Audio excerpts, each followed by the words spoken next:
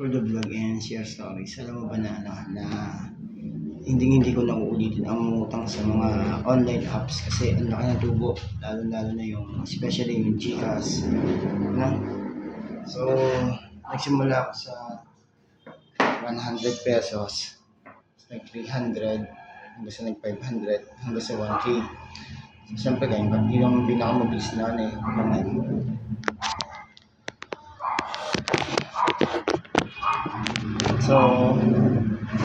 So nag-delay ako, pumasok siya dun sa sa penalty. Yun, bayad ako ng 50 pesos kasi nagpa-load ako, nagpa-cash in ako sa account ko. So kinain yung 50, then meron lang babayaran ko 100 kasi 6 months yung babayaran ko. 6 months yung aking piniling pagbabayad. So nagkamali ako, and then pumasok siya na ang laki by August 7 magkakaroon siya ng 400, another patong na naman. So pumapatak yung inutang ko, kumikita ang GCash sa akin ng 400 pesos. So anyway, experience at saka ayun, mahirap talaga mangutang kasi yun ang pinakamabilis na hiraman ng pera, yung GCash, GLoan. So anyway, magtatanda na ako, and kung mangungutang ka din naman, mas maganda yung parang mas maganda yung yung utang ka, yung mababa lang yung months na babayaran mo ba, 1 month, 2 months, 3 months. Pero pag yung 6 months, napakalaki ng kita ng utang na ganun. So nagkagipit-gipit ako, and then isa yun sa madaling na walang nananalo sa sugal na mananaya. And yun, ang mga nanalo dyan, ang yumayaman dyan, yung operator. Pero yung mananaya ka, imposible. Napakaliit lang ng porsyento na manalo ka. O sa ganun ba, nag-online sugal ka, tumama ka ng million, possible yun, pero bibihira yun, bibihira. Mas lamang ang may-ari o yung operator o yung mismo And then, kung sakaling manalo ka, short mo talaga. Naka-design kasi yung machine na yun na kabigimpang ka. So anyway, yun, nagkalit-salit siyang buhay ko dahil salin ako siyempre yung kapatid ko nanalo ng malaking pera sa online sugal, and then nakabili siya ng treasure. So siyempre ako, nag-try din naman ako, pero wala hindi tayo pinapalit sa ganun. Kahit pwedeng, sabi ko, kapital ko lang, magkaroon ako ng puhunan, pambayad sa renta ng bahay, magkaroon na ng konting income lang na pampunan sa negosyo, pero hindi ako pinapalag. Kahit weteng hindi ako nanalo. Then may inaalagaan tayong numero. Kung kailan hindi ako nakataya, doon naman sila lumabas yung numero. So nakakasad talaga. And then laging talo ng talo. So iba baka sakali talaga nung mayroon akong inaasahan na pera sa solo parent ko na honorarium, so na payout siya. And then, siyempre, ako yung first quarter, yung perang yun, gagamit ko talagang pamasahe. And then, yun, nakuha na ng bagong Pangulo. So, hindi ibinigay sa akin yung 1K. Ang nabigay lang sa akin ay 400. So, bayad utang uli. And then, yung 100 ay yung butaw sa aming samahan. After nun, yun, yung pakikisama ko sa mga member ko na naging Pangulo, hindi pa pala sapat yung naibigay kong tulong sa kanila o serbisyo. Yung pala nagtuturoan sila yung pala may usapan na yung panghalatang Pangulo na huwag ibigay yung 1,000 pambayad sa utang ko.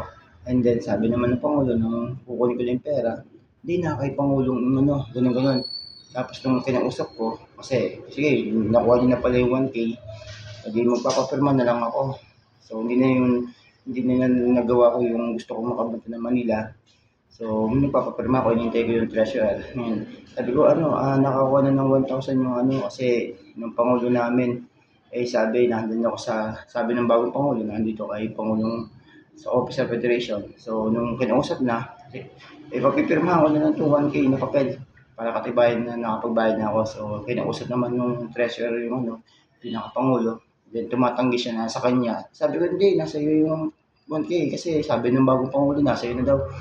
Yung pala, nandun pa pala dun sa bagong pangulo namin. So, ibig sabihin yung pakikisama ko sa kanila, maganda. Pero sabi ko, gusto ko nga sanang kumpretay na, hindi mo man lang ako bigyan, kailangan ko yung cellphone. Kailangan ko yung pera, pambili man lang ng cellphone dahil gusto niyo makontak ako tapos ganyan. Tsaka pambayad ko talaga ng utang yun, ganyan, ganyan. So, napakahirap ng ano, na hindi ka pwedeng magtiwala din kahit na maganda yung pakikisama mo sa tao, pinagsilbihan mo na, pinaglingkuran mo na. Pagdating sa pera, dyan nagkakatotoo kung ano yung ano. So, anyway, sabi ko, gusto ko sana kumpleto. Akala mo ba hindi ako magbayad ng utang? Kaganon ka naman eh. So, siyempre, kung sakasali man ako nakabayad na sa aming samahan ng federation sa panguluhan, hihingi naman ako ng katibayan na pagpapatunay na nakabayad ako ng ganung utang na pwede ko din yung kasing credential na ito po, mayroon akong samahan, nakautang po ako ng halagang 12K, may bayad ko po siya sa ganun. Tapos, meron akong lending, meron akong home credit, meron akong iba mga pinautangan. O ito, ako po yung member ng ganitong personal collection, member ako ng ganun-ganun.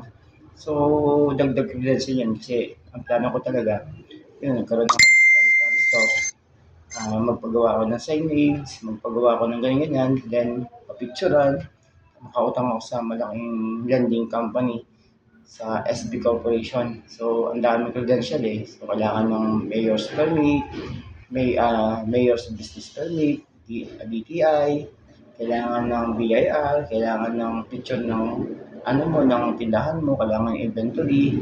So, talagang napakahirap umutang. So, ako naman, nagbabakasakali sa mga sugal, pero hindi, laging palubog. So anyway, nag-try lang naman ako, pero siyempre, talagang masakit din talaga. Kasi maganda din naman yung hangarin ko, so hindi ako nanalo sa wedding, hindi ako nanalo sa gano'n, nag-try lang naman. Napakasakit na ba't ang ganda ng hangarin mo. So anyway, ayun, and then kasi gusto kong mailipat yung tatay ko dahil bubulwasin na siya eh. Yung bangkay niya, yung buto-buto niya, kung saan nakalagay sa isang kabaong na mahaba pa yung ano, and then sa 7 years niya, 7 years, mahigit na, ililipat na siya sa maliit na lalagyan o box. So, yun, mabuti din na may taong nagtangkang magbigay paraya na, sige, ganyan yun. So, maliit na lang yung babayaran kasi yung bulwas, tsaka yung lipat, 6,000 yun. So, di biro ang magpalipat din, para kang yung patay na, para ka uli nagpalibing. So naisip ko na sana matupad yung hangarin ko na magkaroon talaga ng pera, and then sabi ko nga kung hindi na ako ay gusto ko na magpakalayo, kahit hindi na ako bumalik sa magulang ko, sa kapatid ko, lalayo na ako, mamumuhay ako ng sarili, magandang negosyo ako, hindi ako magsusugal kasi wala patutungan ang buhay mo eh, sa sugal eh. So, yun, focus na mag-ipon na ng pera, ayusin ang buhay, sana magkaroon ng pamilya, natatanggap sa akin kasi ang hirap umangat sa buhay. And ako talagang wala akong makapitan, walang tao magtiwala sa akin na, "Uy, Michael, ito yung puhunan para sa'yo, magnegosyo ka." Naniniwala ako sa kakayahan mo. Although talagang wala. Nagta-try ako tumaya ng loto. So talagang talagang hindi siya kasi yun yung iniisip kong paraan para magkaroon ng pera, magkaroon ng panalo. Nag-try akong sumali sa mga contest, sa Wawawi dati. Yun, Billionaire, sumali din ako. Entry ako. Talagang hindi ko yun paano ako makapag-register kasi So, try talaga. Lahat ginawa ko para manalo. So, sa ibang contest, nanalo din naman ako. Kagaya ng pangkabuhayan. So, isa din ako sa pinalag. 2 beses na yun eh. So, nagkaroon ako ng negosyo. And then, taon-taon naman kumukuha ako ng business permit. Kulang pa rin talaga. Gusto ko magkaroon ng barbershop, gusto ko magkaroon ng tindahan ng pang-agrikultura kasi yung paggawa ng ng fertilizer. So, marami akong plano. Meron nga akong mga kompletong gamit sa paggugupit ng buhok o barbero, pero dispalinghado naman yung mga tools na meron ako ang gamit. So, anyway, talagang hindi pa ako nakakatiyempo ng tamang tao na magpapayag sa akin. Kung dumating man sa punto na umunlad ako, siguro hindi ko makakalimutan yung mga taong nasa paligid ko na nagbigay din naman ng tulong sa especially kay Dr. Mabel, especially yung nakaka-inyang ko ng payo, yan, si Mang Nestor, yung mga iba, mga small din, kagaya ng may-ari na siya, kung saan ako nagbablog, dito ako nagda-download ng mga video, dito ako nagda-download ng mga tutorial, dito ako nagda-download ng mga nag-i-improve ng aking skills talent na yung mga video na spiritual, video ng mga financial guro, yan, mga pampataas ng values, mga kasi minsan nakaka-depress talaga. So that's it, and kinikwento ko lang ang vlog na to, and that's all. God bless. Bless ako ni Lord kasi talagang ako, although minsan talagang nananalangin, minsan mas hindi talaga. So, yun lang, and kung dumating yung swerte sa buhay ko o blessing o hindi ko na siya yung kasi tumatanda na ako eh. Inisip ko na yung magiging kinabukasan ko pag nagkaroon ako ng sakit, pag nagkaroon ako ng nandun ako sa balig ng karamdaman. Although hindi naman kami nag-uusap ng aking anak, hindi kami yung bagang ganun. And then, wala naman akong babae na pwede mag-alaga sa akin. Kung meron man, edi talagang malayo talaga. So, wala. Pag nagkasayto ako, wala mag-aalaga sa akin. Hindi ako alaga ng kapatid ko, nanay ko may dispalingado na dahil nabangga siya. So, walang mag-aasikaso sa akin. Kaibigan din ako. Talagang siguro may bibisita pero wala. Kaya ingatan ko sa sarili ko. Pinakamahalaga meron kang mabubunot na pera kung magkaroon ka ng sakit. Kumbagang gusto ko magkaroon ng hanap buhay na hindi ako aasa sa kamag-anak ko o ibang tao na pambili ng pagkain. Gusto ko makakabayad ako ng renta ng bahay, kung maaari sarili kong bahay at lote, magtatanim ako, magja-jogging ako, magbabike ako, manood ako ng video na mga na story, ng mga inspirational na magpapataas ng aking pagka-Pilipino o yung mga ganun, mga business na mga interview ng mga negosyante, mga ganyan. So yun yung gusto kong and then magtrabaho, magsimba, pero napakasimple na nangangaling sa buhay ko. Ako, nagbablog ako para ikwento ko yung mga tungkol sa buhay ko. Especially yung kwento ng bahay namin, kwento ng pamilya namin. So, parang malantad na yung pagkatao. Pero never pa rin talagang taong nagtiwala sa akin talaga. Pero nagpapasalamat ako kasi meron tao naman na meron pa lang ibinibigay yung Lord God, Jesus Christ na hindi ka pa daw pwede mag-solo. So matagal ko nang hinahangat na magkaroon ng babae, mamahalin ako. So, wellness naman na meron nga, and then hindi naman kami nagkikita. So, ang hirap talagang ipakilala ang sarili sa isang tao. Lalo naman yung niligawan mo, may asawa din naman at kasal pa. So, napakahirap na.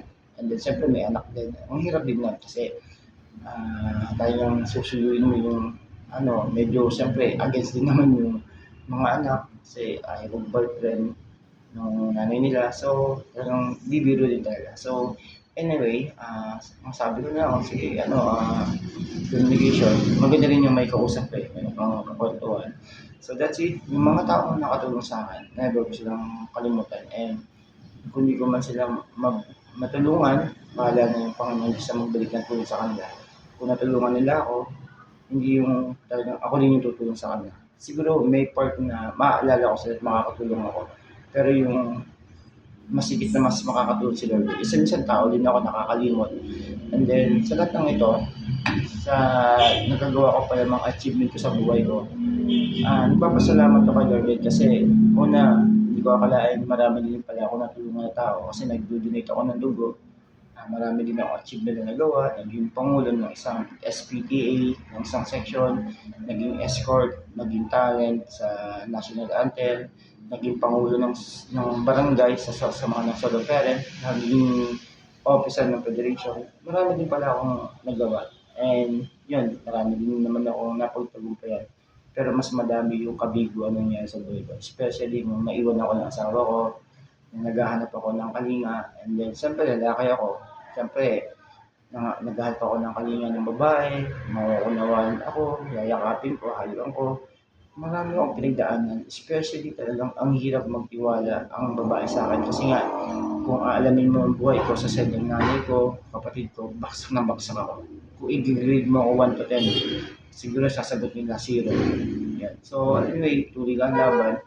Kaya nagpapasalamat ako sa lahat ng nangyayari sa buhay ko, mabuti man o masama, isusulit ko yun sa Panginoong Diyos. And gusto kong mabago. Gusto kong mabago yung buhay ko.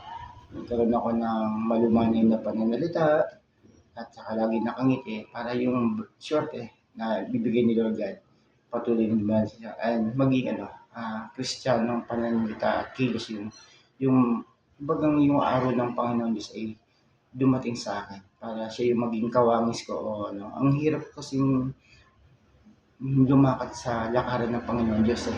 Napakahirap talaga. So, yung pinagpupug ako ng mga problema, mga suliranin sa buhay. Ako, especially talaga, palamura ako eh. Yan, hindi mawawala sa akin yun. Pero pinipilit ko mabago. Yung pagkatao ko, pananalita ko, kilos ko, pananamit ko. Gusto ko nandun na ako sa lugar namin na napaka-smooth. So gusto ko magdamag sa Diyos. Pagiging ko rin siya kasi dati nga yung time na huhusgahan ako eh. Marami akong nagawa pagkakamali at hindi ko tinatanggi yun. Kung huhusgahan talaga ako ng Panginoon Diyos, ako aminado ako, isa na ako sa mga candidate na papunta sa impyerno. And pinipilit kong mabago. Kasi aminado talaga ako doon. Hindi ko yun, ako talaga, aminado ako. Impyerno ang baksa ko sa lahat ng mga nagawa kong pagkakamali, pagkakasala.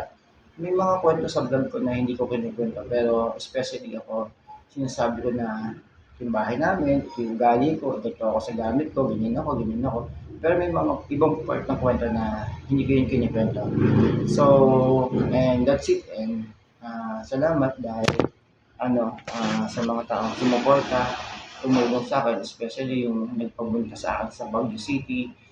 Salamat sa pastor na nakakausap ko. Salamat kay lahat. Hindi ko man sila pasalamatan, kilala nila ako. So, siyempre, kay Lord God na especially sa magulang ko, kundi dahil sa kanila wala ako sa mundong ito. And sa lahat ng mga pagsubok ang labanin sa buhay ko, nagpapasalamat ako kasi naranasan ko sila. Hindi man ako naging successful financially, hindi man ako successful sa aking career, pero nung nakilala ko si Lord God, masasabi ko naging successful na rin ako kasi nung nakilala ko siya, nabago din ang buhay ko sa maiksing panahon o maiksing araw. Pero nung lumabas ako, wala na ako kay Lord God, medyo marami akong pinagdaan ng problema. Mga mabibigat na problema, mga suliranin na mabibigat. Nung nawala ako sa church, and yun, hanggang sa naranasan ko din na magpakamatay sa sobrang hirap na pinagdaanan. And nung niyakap ako ng nanay ko, doon ko naramdaman na mahal pala niya ako. And talagang sumusuko ako sa problema kasi napakabigat ng pinagdadaanan. And talaga, totoo, hindi ako, kasi ayoko naman magsalita ng dagdag pa sa kasalanan ko. And sabi ko nga, candidate ako na pagbunta sa impyerno. Dumating man yung judgment na panahon na dumating ang Panginoon Diyos, diretso akong haharap sa Kanya kasi kilala ko yung buhay ko. And sa bawat panahon na darating sa akin, lagi ako gusto ko siyang i-bless, gusto ko siyang pupurihin kasi pinagdaanan ko yung napakatinding problema. And you know that na ito pa rin ako, nakikipagsapal na lang pa din talaga. And ako, mahina ako sa pag-aaral. Aminado ako ng bobo ako, pero nung nangarap ako, narating ko yung mga iba't ibang certificate na pinagdaanan ko, inaral ko, and very blessed naman ako kasi lalo na kay Ma'am Lani Bilarde, sobrang na-hurt yung nasaktan yung puso ko. Kay Ma'am Mrs. Tala, teacher ko sa English, very supportive si Ma'am kasi nasaktan din ako. Kasi napakahina ako sa English pero dumating ako sa puntong na-reach ko yung lahat ng mga training certificate ko. And especially yung family na nagpapunta sa akin sa Baguio City. Hindi ko sila makakalimutan kasi dream ko na marating ko yung lugar na yun kasi napakatatakotin ko sa matataas na lugar. And narating ko siya. And ayun, very blessed naman talaga ako. Especially, isa din akong blessed dahil naging tatay ako, nagkaroon ako ng anak, yun, and lahat yun, pinasalamat ko kay Lord God. And siyempre, ah, mas nagpapasalamat ako dahil binigyan ako ni Lord God ng taong ah, na kakalinga sa akin, na magko-control sa akin, na meron pala siyang binibigay na magkaroon ka na nga ng kausap, magkaroon ka na nga ng girlfriend. Yan. So, very blessed naman ako today and dati pa mga araw. Nagiging blessed ako. And thank you Lord God sa lahat ng mga binibigay mo. Hindi man yung isang baksakan yung blessing, paunti-unti. And hindi kagaya, kasi mainggitin ako ba't yung kapatid ko nananalo sa scatter, ba't yung ganun, pangit na pangit na lalaki, tapos nagkaroon pa ng asawa na napakaganda. Pero sabi ko, parang pag mo lang nagtiwala sa babae, ang tingin ko, ang baba ng pagkatao, ang baba ng tingin ko sabi ko. Pero meron palang ibinibigay si Lord God. And especially yung pagiging solo parent ko, andun yung passion ko para makatulong sa mga ibang tao na lalo hindi ko talaga makatulong talaga. Kasi nung nakapagtapos ako ng pag-aaral, hindi pa lahat lang yung kahirapan para hindi mo marating yung pag-aaral. And isa ako dun sa mga low level na mababa yung pagtingin ko sa sarili ko. Pero nung nakapag-aaral ako, talagang siyempre, nakakasalungo ka ng mga taong may pinag-aralan, yung kapag sumama ka sa bobo ko rin, pero talagang ganun, environment talaga. So that's it. And magkakontra kami nung, hindi nyo pero pag sumama ka sa bobo ka na rin. So, magkadebate kami. Anyway, thank you kay Mama, kay Papa Agapito Jr., kay Mama Maril Orseno, sa family ko, especially din sa anak ko. And thank you so much sa lahat. And siyempre din sa naging asawa ko na binigyan ako ng anak, papasalamat din ako sa kanya kasi kung di dahil sa kanya, wala akong anak na babae. And yun, ano man yung dumating na problema sa buhay ko, ay lagi kong tatandaan na anong bigat nito. Yung bagang gusto kong maayos ang takbo ng buhay ko, na ba't ba nabubuhay ang tao sa mundong ito.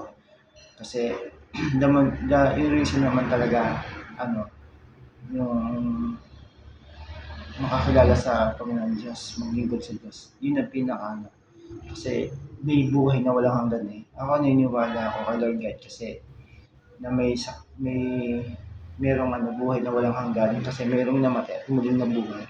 Walang iba si Jesus Christ, si Kristo.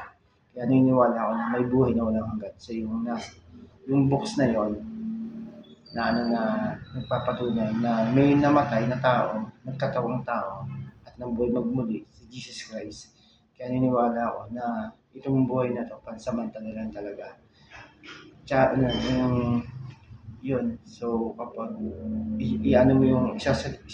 yung buhay ko sa screen mo, kakaunti lang ng part ng buhay ko na naglingkod ako sa Panginoon. Kakaunti lang ng time na nagdadasal ako, kumakanta ako, mas madami pa nga akong kanta sa karaoke kaysa dun sa pag-worship kay Lord God. Kakaunti talaga.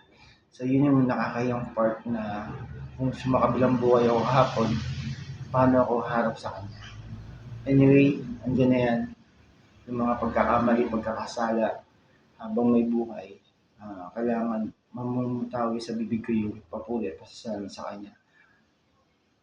Kasi habang may buhay, may bibig pa, may kalakasan pa, may hininga pa. Kung pwede mo lang sabihin sa mahal mo sa buhay na mahal na mahal kita, kailangan sabihin. Pero bilang isang ama, may pride kasi ako hindi ko makausap yung anak ko. Parang ang baba ng pagiging ama ko kasi ako yung maniniklod ba sa kanya o magmamakaawa. Yan. So anyway, magiging maayos din yung takbo ng buhay ko. And gusto ko talaga makalayo. And that's it. Yun lang naman. And for the vlog, it's just stories. At syempre yung buhay ko. Yun lang. Bye. And that's it.